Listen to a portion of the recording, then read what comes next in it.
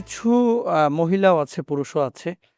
একটা বিষয় না জেনে না হুট করে ধরেন একজন মানুষের রিস্কে বারাকায় এসেছে। জি, সে বাড়িঘর করলো ২ তলা ৩ তলা। জি, ঢাকায় না জানি কি হারাম কামাইতেছে জি, বা বিদেশে না জানি কি দালালি করতেছে। জি। মানে কমন এরকম কথা কিন্তু অনেকে বলে। এদের ব্যাপারে শরিয়া কি বলে? এই যে না জেনে ধারণার বশবর্তী হয়ে একজন মানুষকে একটা পাপের সাথে জুড়ে দেওয়া। জি, আল্লাহ কি বলছেন? ইয়া আইয়ুহাল্লাযীনা আমানু ইজতানিবু কাসীরাম মিনাজ কাসীরাম জন মিনাজ-জান্নি ইন্না বা'দা-যান্নি ইসম। ইসম, কিছু জি, গুনাহ। এমন তো হতে পারে, ধরুন কথার কথা, যদি আপনি জেনেও থাকেন আমার ইনকামের মধ্যে ঝামেলা আছে। জি। আমি নিজেও তো জানি আমার ইনকামে ঝামেলা আছে। ফলে আমি যখন কোরবানি দিতে যাচ্ছি তখন আমি চিন্তা করলাম যে সর্বনাশ! কোরবানি তো হারাম দিয়ে দিলে হবেই না। তো সেইজন্য আমি আমার মূল বেতনের টাকা যেটা আমার হালাল ইনকাম যেটা সেই দিয়ে কোরবানি দিচ্ছি। তাহলে আপনি যে আমার প্রতি খারাপ ধারণা করলেন, এই ধারণার কারণে আপনার গুনাহ হচ্ছে, আমার কোরবানি তো পার পেয়ে যাবে। সুবহানাল্লাহ! এজন্য তো খারাপ সেজন্য ধারণা জি, আমরা কেউ না করি জি, ইনশাআল্লাহ জি, তাআলা। জি, সম্মানিত শায়েখ, এরপরে আপনার কাছে যে বিষয়টি জানতে চাচ্ছি, অনেকে আমরা দেখা যাচ্ছে বাচ্চা হয়েছে ৩ বছর আগে, আকিকা দেই নাই। অথবা বাচ্চা হলো জিলকদ মাসে। সামনে তো ঈদ আসতেছে, কোরবানি আকিকা একসাথেই দিয়ে দেবো ইনশাআল্লাহ। জি। এই যে কোরবানি আকিকা একসাথে দেওয়া বা এই জন্য সময় ক্ষেপণ করা, শরিয়া ব্যাপারটাকে কিভাবে দেখে? আকিকা সুন্নাহ জি, অনেক উলামা একরাম মুস্তাহাব বলেছেন। শেখ বিন বাজ সৌদি আরবের তিনি আ অনেক উদারতা দেখিয়েছেন। তিনি বলছেন আকিকার ক্ষেত্রে আ আল মাসা মাসআলাতু ফিহা আ আল মাসআলাতু ওয়াসিআহ অথবা ফিহা উসউন, মানে এটার মধ্যে প্রশস্ততা আছে। ৫ দিনের দিন কেউ আকিকা দিয়ে দিতে পারবে, ৯ দিনের দিন দিতে পারবে। যদিও মা আয়েশা রাদিয়াল্লাহু তাআলা যে হাদিস বর্ণনা করেছেন সেখানে ৩ টা সুন্নাহ বর্ণনা করা হয়েছে। ৭ দিনের দিন পারফেক্ট, না পারলে ১৪ দিন, না পারলে ২১ দিনের দিন। এরপরে আর সুন্নত থাকবে না, মুস্তাহাব যেকোনো সময় দিতে পারবে। কিন্তু ইচ্ছা করে আকিকাটাকে পিছানো এটা এটা উচিত নয়। কারণ আকিকার অন্যতম টার্গেট যেটা আল্লাহ শুকরিয়া আদায় করা, এবং আরেকটা টার্গেট হলো আল্লাহ সুবহানাহু ওয়া তাআলা এর বিনিময়ে যেন আমার বাচ্চাকে হেফাজত করেন। জি। অতএব আকিকাকে কুরবানি পর্যন্ত নেওয়া এটা ওয়াইজ নয়। অনেক উলামায়ে কেরামগণ এটার বিরোধিতা করেছেন। বরং অনেকে বলেছেন কুরবানির সাথে আকিকা দেওয়া যাবে না। মাসালায় ইখতিলাফ রয়েছে। আর যেখানে উলামাদের ইখতিলাফ আছে আমি ব্যক্তিগতভাবে সেখানে উদারতা পোষণ করি। একটাকে হয়তো প্রাধান্য দিতে পারি, আরেকটা প্রতি বৃদ্ধাঙ্গুলি প্রদর্শন করা অথবা তুচ্ছ জ্ঞান করা এটা উচিত নয়। যা বড়, বড় আলেমরা যে মতামত দিয়েছেন নিশ্চয়ই এর পিছনে তাদের মজবুত দলিল রয়েছে। জি, তো আমরা যেটা মনে করি সেটা হলো যে আকিকা আলাদা। আকিকা এবং কুরবানি এটা ইসলামের দারিদ্র্য বিমোচন প্রকল্পের অন্যতম একটা। আপনি যদি আজকে আকিকা দিলেন, তা আকিকার মাধ্যমে একটা পশু জবাই করলেন, তাই এলাকার অনেক মানুষ কিন্তু একটু ভালো খাবারের সুবিধা হয়ে যাবে। কোরবানির সময় যেমনটি হয়ে যাচ্ছে। তো আপনি সেটাকে কোরবানির দিন তো এমনি বহুত গোশত আছে। তো আকিকাকে এখানে টেনে নিয়ে আসলেন কেন? জি, তো সেইজন্য আকিকাকে কোরবানির সাথে না করা বেটার, এবং অনেকে বলছেন কোরবানির সাথে যদি আকিকা দেওয়া হয় তাহলে এটা ঠিক হবে না। জি, ধন্যবাদ মোহতারাম। আর স্বেচ্ছায় এভাবে কালক্ষেপণ করা এটা আসলে জি, অনুচিত। অনেক ভাই বোনেরা আপনারা বলেন এবং আমি শায়েখের কাছে এই বিষয়টিও জিজ্ঞেস করব যে, হুজুর তখন আর্থিক সচ্ছলতা ছিল না এজন্য দেয় নাই। এখন তো আমি আর্থিকভাবে সচ্ছল। নিজের আকিকা নিজে দিতে পারবো কিনা? এক কথায় যদি একটু বলতেন মোহতারাম। নিজের আকিকা নিজে দেওয়া যাবে। তো সেই জি, আকিকাটাকে আপনি কুরবানিতে নিয়ে আসেন না। কারণ হলো নবীজি সাল্লাল্লাহু আলাইহি ওয়াসাল্লামের হাদিসে যেটা বলছেন সেটা হলো ফাআহরিক আনহু দামান। জি, এই যে হাদিসের শব্দ, মুসলিমের হাদিস। আহরিক আনহু দামান।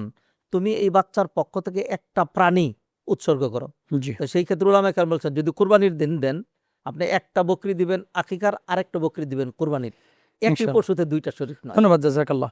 গোশত বন্টন নীতি কিভাবে হবে আরকি? মানে কিভাবে আমরা গোশতটা বন্টন করব? ২ নম্বর বিষয়, কোনো ফ্যামিলি যদি বড় হয়, যে এক ফ্যামিলির সদস্য সংখ্যা যৌথ ফ্যামিলি ১৬ জন। একটা ছোট্ট ছাগল কোরবানি দিয়েছে। গোশত হয়েছে মাত্র ৭ কেজি। এমত অবস্থায় ৩ ভাগ না করলে কোনো ঝামেলা আছে কিনা? দেখুন, কোরবানির যে গোশতটা এটা একদম সম্পূর্ণ স্বাধীন।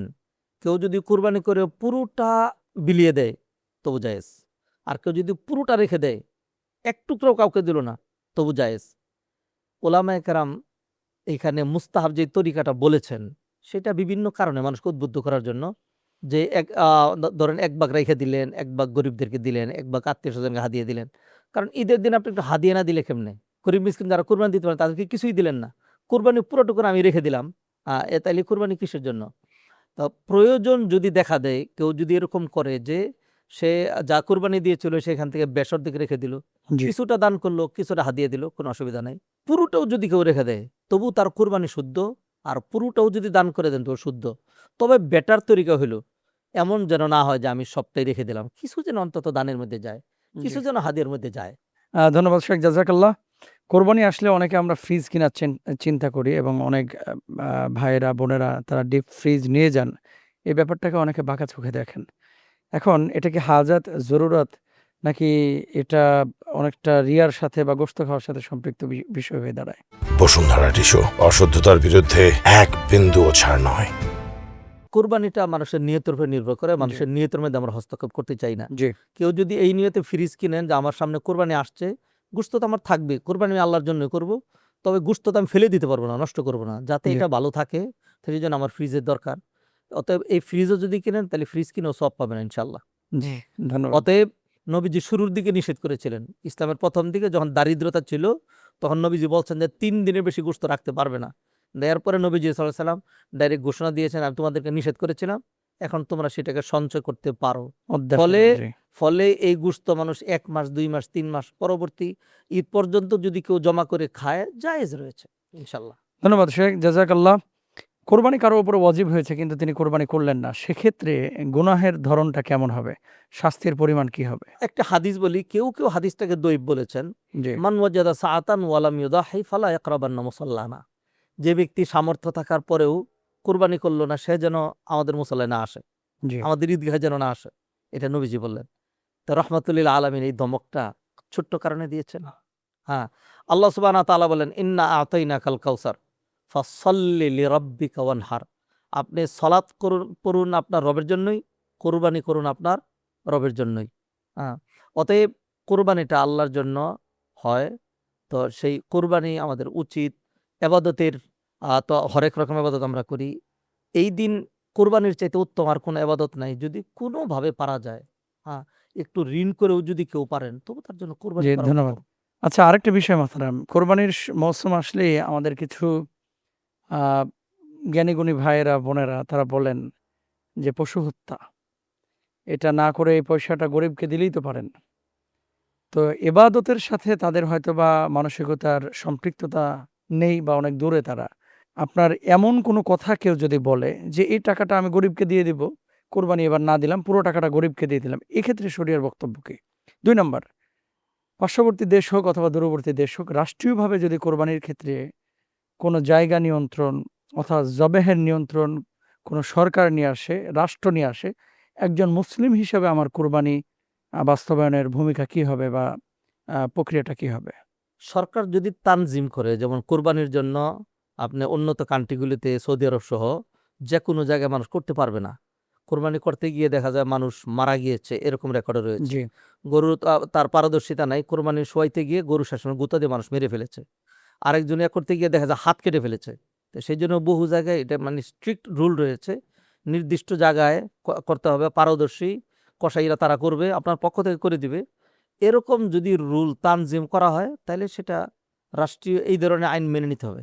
জি। হুম। আর এই কিন্তু যে কোরবানি যদি বন্ধ করার জি, উদ্যোগ নেয়, কোরবানি করা যাবে না, সেটার উপর প্রেশার ক্রিয়েট করে, তাইলে সেটা মানা যাবে না। হ্যাঁ, জি। কারণ হলো যেখানে আল্লাহর রুল আর আর এর উল্টা যদি মানুষের রুল হয়, লা তাআতা লি মাখলুকিন ফি তো মাসিয়াতিল খালিক। সেক্ষেত্রে ছোট একটা ছাগল ঘরে নিয়ে এসে নিজে, নিজেও তো কোরবানি করা করতে যায়। পারে।